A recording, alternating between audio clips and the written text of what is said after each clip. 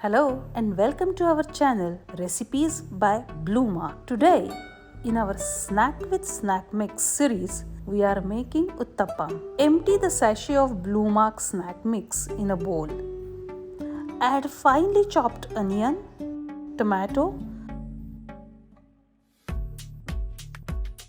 coriander and a little bit of green chilies into it. Mix it well. Add 120 ml of water and mix it to form a batter.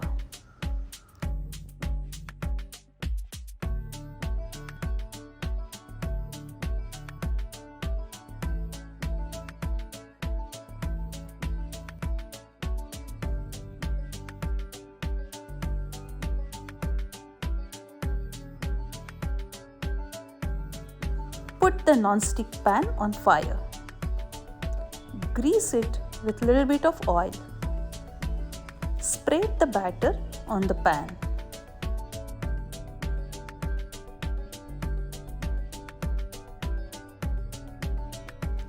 Put the lid and roast for 2-3 minutes. Remove the lid and turn the uttapam upside down. Roast the other side. Serve it hot with butter and green chutney.